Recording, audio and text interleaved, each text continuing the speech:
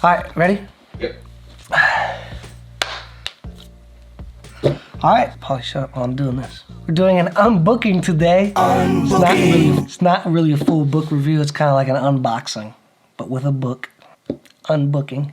Aren't we clever? So we're doing a book today by Steven Pressfield. He's a former Marine. Most interesting thing I've learned about Steven Pressfield is that he's written Hollywood screenplays. Steven Seagal, Emilio Estevez. The Legend of Bagger Vance was actually his. Will Smith, Matt Damon, right? So the guy has done a lot of work you might have seen. And he's also written 1 billion books, apparently, both fiction and nonfiction. Most notably, the Gates of Fire. That's what it's called, right? Gates of Hell. It's not hell. That didn't sound right. Now, this is the thing about Gates of Fire. It was one of those books I heard about over and over again. This video isn't about Gates of Fire, by the way. I heard about it over and over again. I was like watching a video, somebody mentioned it. Went to a conference, somebody mentioned it. Talking to somebody, they mentioned it. It was all in like the same week. I was like, I've got to read this book. Started it. I haven't finished it yet. No bad things to say about it. I just started it and haven't finished it. But the book we're going to unbook today is The War of Art. Give it to me, Polly. Peripheral vision saves the day. He tried to hurt me with that one. The War of Art, break through the blocks and win your inner creative battles. I just wanted to make sure that's what it was. I have read this one. You have read this book. I have. Polly, good job. Polly read a book. And no pictures. So what were your initial impressions? Really quick, one line, loud so they can hear you because you're not mic'd up. Too much pressure. It's been too long. Did you like it? Do you remember enjoying it? Yeah. You enjoyed the book. So my impressions of this book, really, really liked this book.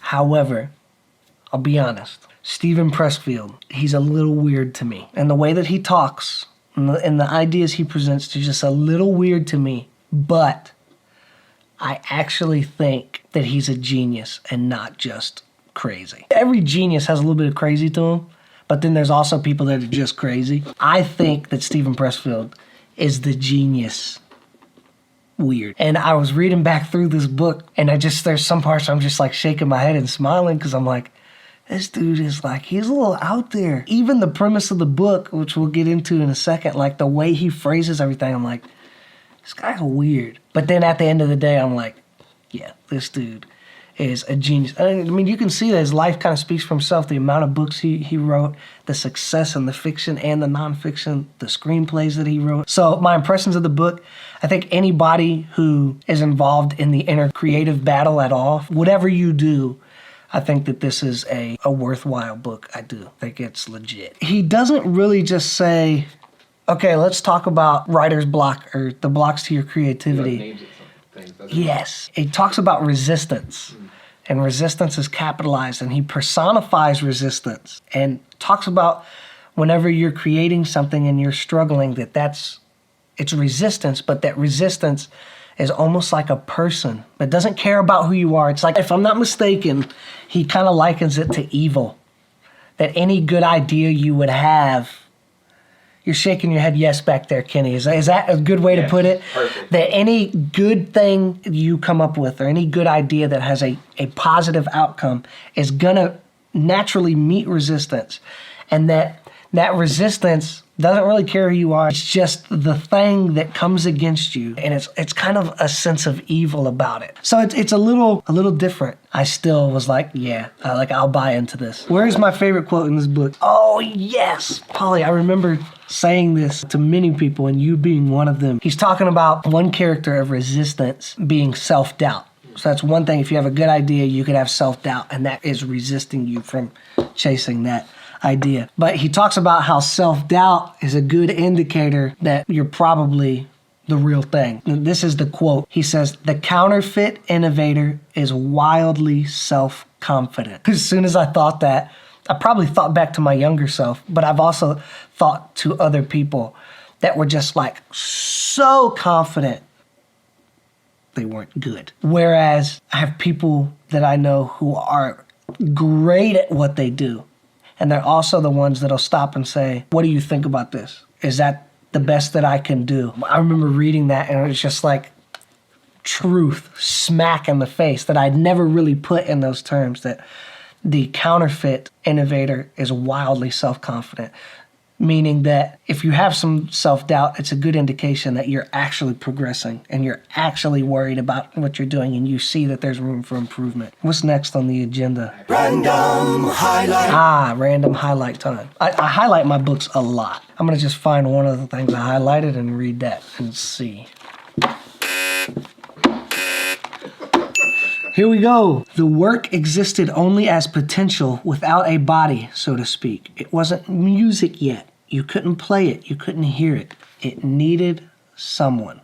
It's a random highlight, and this was a challenging one, but let's take it on really quick. So he's talking about Beethoven, the Fifth Symphony, that it existed already before Beethoven did any work. The possibility for it to exist was always there. But it took Beethoven sitting down, and as he puts in the book, before he played da-da-da-dum. That work, the Fifth Symphony, always existed, but nobody had ever given it a body. And this is weird because I've said this before in songwriting, when I'm writing a song, that there's certain songs that I felt like as I was writing them, they had already existed. You just discovered I just discovered that song. It's like, wow, this concept is really cool. That's cool to think about, that as a creative sometimes.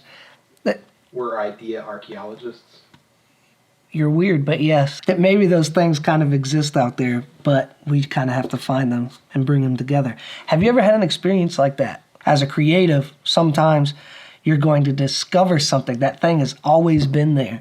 The possibility of it was always there, but it took a human to actually put it together. That was a tough random highlight, but we got through it. Thanks for sticking with us. What's the next thing? Paul, you're slowing down. Main takeaways. So this book is basically, as he puts it, this book is made up of 3 books. I'm going to read these. The first book is Resistance, Defining the Enemy. It's the thing that comes against you in the creative process. Combating Resistance, which he likens to turning pro. How do you defeat the resistance?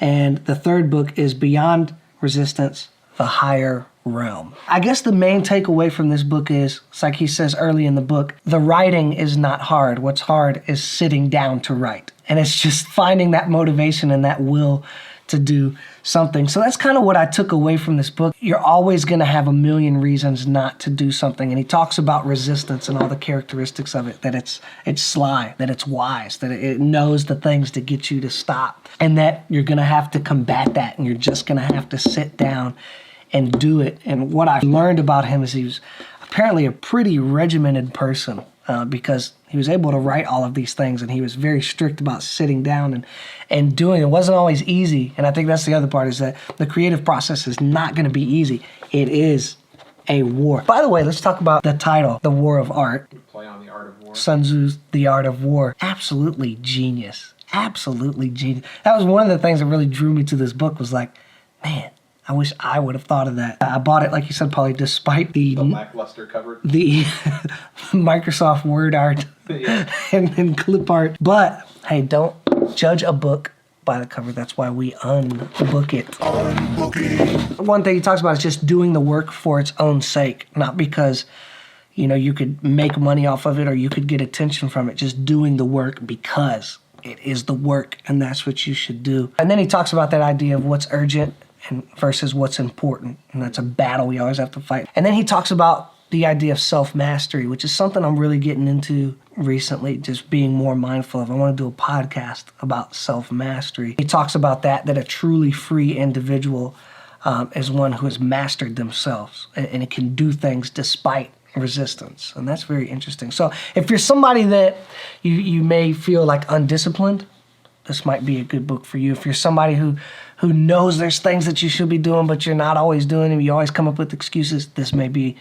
a good book for you. Or if you're somebody who's just, in general, just has to motivate yourself, this would be a good book for you. So that leads us to read it or beat it. Read it or beat it. You have only so much time on this earth, and only so many books that you could read, and there's a lot of books out there. I do think if you're a creative person, you got to read this book. Would you agree with that? Yes. Would you agree with that? 100%. 100%. This is probably one of the only books we're going to be doing that we all 3 have read. And we all three are just saying, yeah. So this is a good podcast. We should do a podcast on this book since we've all read it. So yeah, The War of Art. Read it. All right. That's it.